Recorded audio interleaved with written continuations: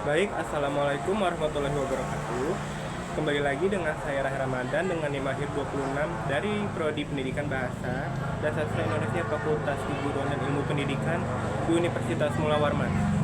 Pada kesempatan kali ini, saya akan menjelaskan materi sejarah sastra dari kelompok 3 yang sudah presentasi kemarin tentang sastra Melayu dan pengaruh kolonialisme. Baik, pertama-tama saya akan menjelaskan sejarah sastra Melayu. Bangsa Melayu memiliki banyak peninggalan naskah yang tersebar di kota-kota seperti Jakarta, Leiden, London, dan Paris. Sejak abad pertama Masehi, masyarakat Melayu telah mengembangkan tradisi peralisan yang kaya. Para peneliti menyebut istilah Melayu untuk merujuk pada Sumatera, Jawa, ataupun Semenanjung Malaka, serta pulau-pulau di sekitarnya. Lalu pada abad kedua, kawasan ini telah memiliki negara-negara kota seperti Langkasuka, Kedah, dan Ambalingga. Sumber Cina juga mencatat kemunculan negara kota di Kelantan dan Trengganu pada abad ke-5 hingga ke-6 seperti Cihtu dan Tantan. Lalu selanjutnya yaitu ada perkembangan sastra Melayu sebelum dan sesudah kolonialisme. Sastra Melayu mengalami perkembangan panjang sejak zaman dahulu hingga kini. Sebelum era kolonialisme, sastra Melayu melewati beberapa fase yang mencerminkan pengaruh budaya serta agama yang diterima masyarakat Melayu.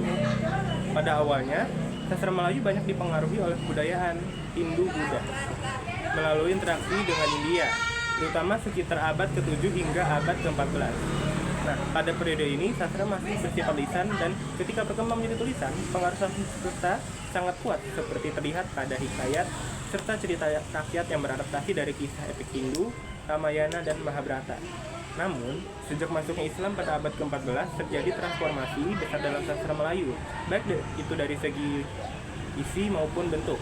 Nah, tulisan Jawa yang menggunakan aksara Arab mulai menggantikan aksara lama, mencerminkan pengaruh Islam yang semakin kuat di wilayah Mela. Selanjutnya yaitu ciri-ciri sastra Melayu. Yang pertama itu statis, yang maksudnya terikat dalam aturan. Yang kedua itu anonim, yang maksudnya tidak diketahui siapa pengarangnya. Yang ketiga yaitu isinya berkisar seputar kisah kerajaan, lalu banyak menggunakan kata-kata klise seperti konon atau sebermula, lalu disampaikan secara lisan dari mulut ke mulut, lalu banyak pengaruh dari budaya Arab, menggunakan bahasa Melayu kuno, berisi ajaran hidup serta bersifat khayalan. Lalu selanjutnya yaitu ada macam-macam sastra Melayu. Yang pertama yaitu gurindam, terdiri dari 2 baris kalimat dengan irama akhir yang sama, juga merupakan satu kesatuan yang utuh. Lalu selanjutnya ada hikayat, yang berisi kisah, cerita, dongeng maupun sejarah. Lalu yang selanjutnya ada karmina. Karmina juga biasa disebut atau dikenal dengan nama pantun silat yang terdiri dari 2 baris.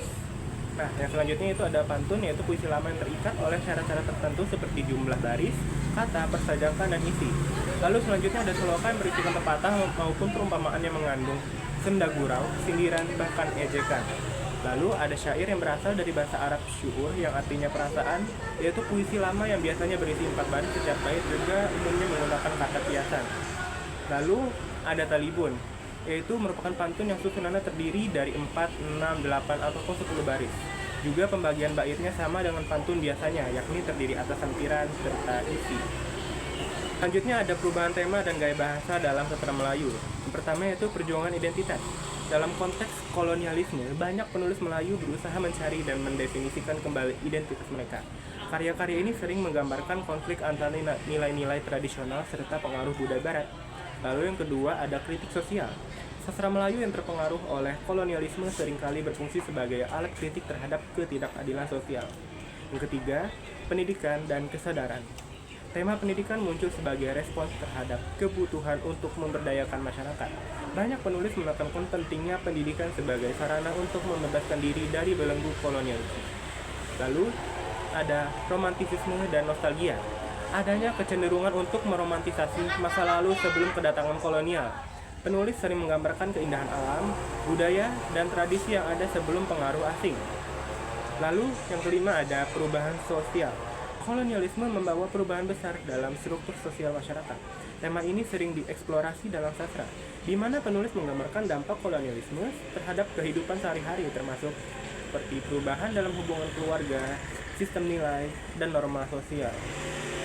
Selanjutnya ada bentuk pengaruh kolonialisme terhadap sastra Melayu. Kolonialisme memiliki dampak signifikan terhadap sastra Melayu yang mempengaruhi tema, bentuk, bahasa, serta fungsinya dalam masyarakat. Kehadiran bangsa Eropa, khususnya Belanda dan Inggris, membawa perubahan besar yang mengubah sastra Melayu dari bentuk tradisional menjadi lebih modern dan dinamis. Berikut beberapa bentuk pengaruh kolonialisme terhadap sastra Melayu. Yang pertama, perubahan tema dan isi. Lalu ada perkembangan bentuk serta genre sastra. Yang ketiga, ada pengaruh bahasa dan gaya penulisan. Lalu lahirnya sastra perlawanan dan kesadaran nasionalisme. Lalu yang kelima, modernisasi sastra Melayu. Lalu yang terakhir yaitu peran sastra Melayu dalam mempertahankan identitas budayanya serta resistensi terhadap penjajahan kolonial. Adat Melayu memiliki peran penting dalam membentuk identitas budaya Melayu yang mencerminkan kekayaan tradisi serta warisan budayanya. Adat ini mencakup berbagai aspek kehidupan seperti norma sosial, nilai, bahasa, pakaian, tradisional, seni, musik, dan tarian yang bersama-sama menciptakan identitas unik masyarakat Melayu. Peran adat ini terlihat dalam kehidupan sehari-hari mereka seperti dalam upacara adat, pernikahan, kelahiran, maupun kematian, serta menjadi simbol identitas yang membedakan masyarakat Melayu dari budaya lain. Adat Melayu juga berperan dalam membentuk identitas budaya Indonesia, terutama melalui warisan sejarah, seni, dan kerajinan tangan seperti tenungan dan ukiran. Upacara pernikahan adat Melayu misalnya mengajarkan generasi muda untuk menghargai tradisi serta menguatkan identitas budaya. Seni tradisional Melayu seperti musik, tari, dan seni rupa kini telah menjadi bagian dari budaya tradisional Indonesia. Baik, segitu saja yang bisa saya sampaikan mengenai sastra Melayu serta pengaruh kolonialisme. Jangan lupa like dan share video saya. Terima kasih. Wassalamualaikum warahmatullahi wabarakatuh. Dadah.